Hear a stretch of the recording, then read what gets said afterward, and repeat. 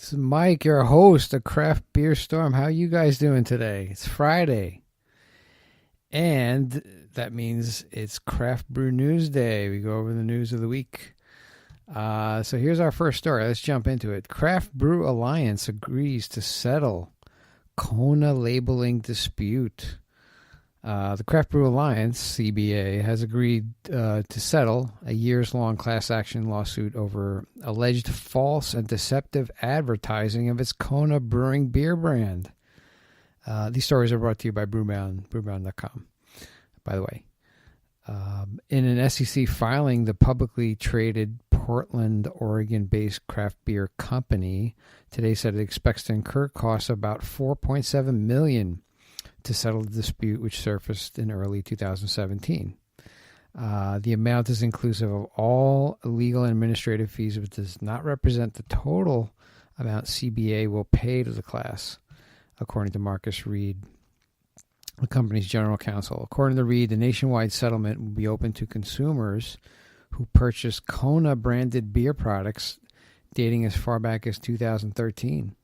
So what happened? The original complaint alleged that CBA intentionally misleads consumers into believing that the Kona Brewing Company beer is a local beer made in Hawaii.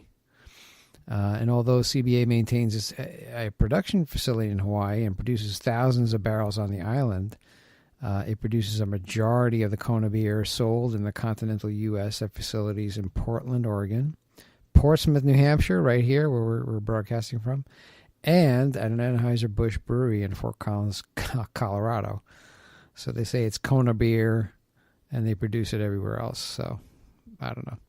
Speaking to Brewbound, Reed said that the company agreed to a settlement after 2 years of litigation because it was becoming a distraction to the company's day-to-day business. It got to a point where it was time to reach a settlement, he said. So I don't know. You say it's Kona beer, and they brew it in Portsmouth. Portsmouth is not Hawaii, so that's why the lawsuit came up.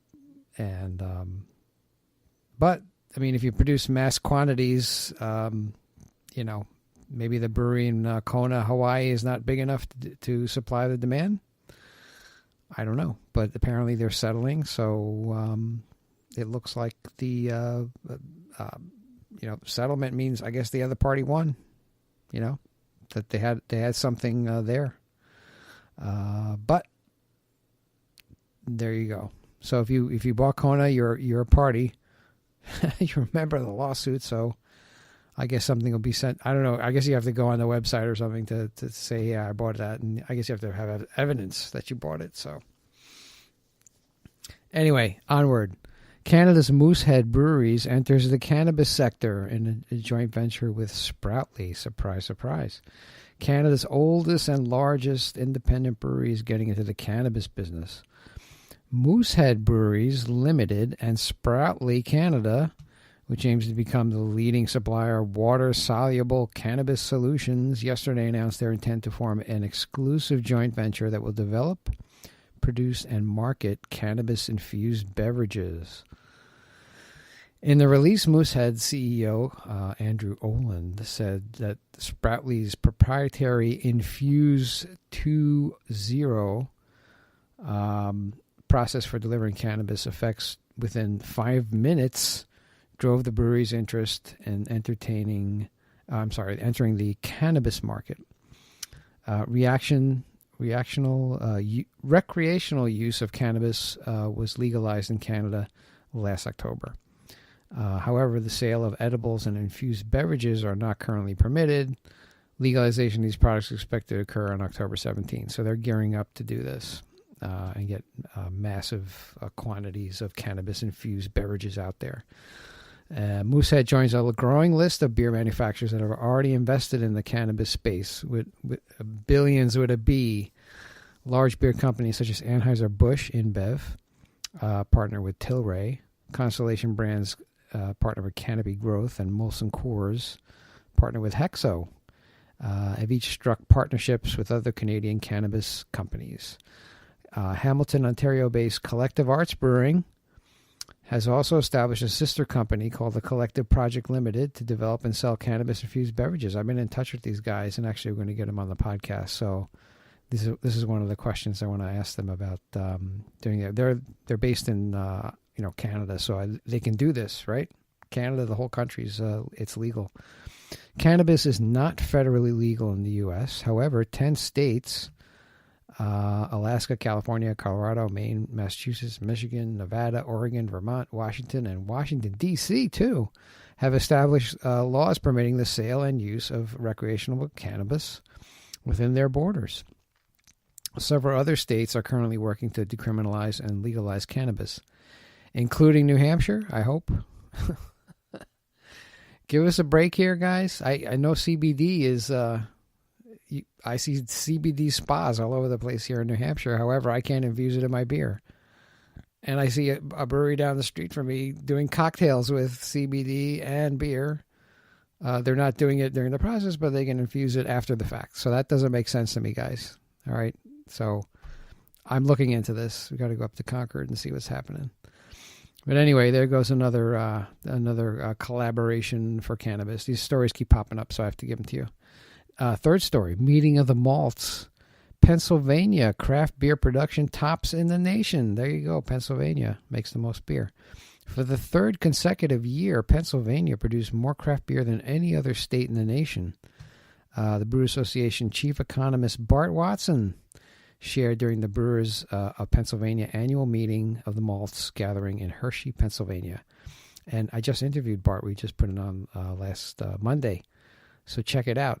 The episode number 41. If you haven't listened to it, listen to it. A lot of great detail from Bart. Smart guy. Everybody listens to what he's saying, and he's right. You know, he predicted last year about the crisp, and it's coming true. A lot of people are trending towards that lager pilsner. In 2018, Pennsylvania's 354 craft breweries combined to produce more than 3.7 million barrels of beer. And according to Watson, the state ranks second in the number of brewery openings, trailing just California.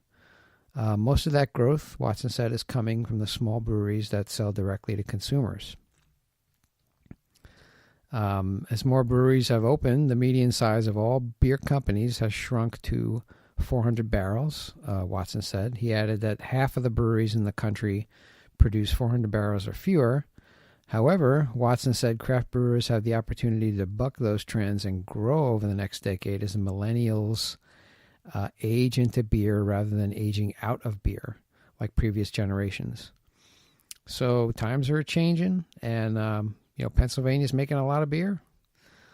So that's great. And last story, veteran New Belgian communications director to depart on May 10th. So longtime New Belgian brewing spokesman Brian Simpson will depart the company on May 10th. Actually, I was out of CBC, and in the room there was the founder, New Belgium founder Kim Jordan. Also, Sarah Frey was there. She's of Frey Farms. And the two women in the room, the energy they put out, you don't want to screw with these women. Very powerful women, but very awesome. They're doing great stuff for the craft beer industry. I got to get Kim on. Sarah said she's going to be on, so I'm going to get her on. And I'm working on Kim. Kim, if you're listening, or somebody from New Belgium, contact me. Let's get her on. I know she's a busy woman. She had to run out of the room, too. She had another meeting, but they're doing some great things, and it's awesome. Anyway, getting back to this story with Brian. Brian says, it's been an absolute honor to represent the brewery and everyone's collective love and talent, he said via a statement. Lee Pilser Pittman, who most recently served as New Belgium's Director of Retail Development Strategy, will supplant Simpson as Director of Communications. Simpson, who has spent 21 years in the country's fourth largest craft beer company, said he will launch his own boutique digital media agency this summer. He says, I'll be moving on to pursue my long-deferred dream of creative film and media production, and I will always be a passionate and vocal fan of New Belgium brewing and the entire craft brewing industry. So that's very noble of Brian. And, he wants to do his own thing, which is cool. And New Belgium is an awesome brewery. Whenever I go to the GABF, they have shuttle buses that bring us up to Fort Collins. They feed us and give us a lot of beer. It's excellent. And the culture there is fantastic. If you haven't been to New Belgium, you got to go in. I mean, everybody's just happy. Anyway, we went to the CBC. 14,500 people. They were all happy. So there's the common thread here, guys. Beer. Beer is good. Beer is good. When used rationally, you don't drink a friggin' 24-pack of beer. It's ridiculous, right? Get a 4-pack. Enjoy the beer. Savor the beer. Support your local brewers. That's what we're all about. So that is your craft brew news for today. And if you haven't already, please go on iTunes, give us a rating, give us a review. That's the only way we get up in the rankings. I would appreciate it greatly. And, tell a friend about us. Tell 10 friends. I like to multiply things by 10 here. Downloads are going up, man. They're like doubling every month. It's fantastic. I'm just psyched. A lot more people. We're getting a lot of stellar guests, veteran guests, brewers on the podcast. Great guys like Bart Watson, Brewers Association. I got more lined up. We're going to have on Monday, we're getting the Deschutes Master Brewer out. That podcast I did with him, and we'll just continue. Wednesdays, we do craft beer styles. We go down the GABF list. They have a new list out. I downloaded it. So I'll go through that. We do one a week. We talk about the hops involved, the barley, what kind of glass to serve it in, some examples of the style. And then also on Friday, like this, every Friday we do craft brew news, and we bring you the news of the week. And sometimes I do it with somebody else. If we have an interview of the week, I ask them to stay on and we go over it together, which is great. So that's what we have for you this Friday. I wish you a fantastic weekend, and we'll see you on Monday. Take care.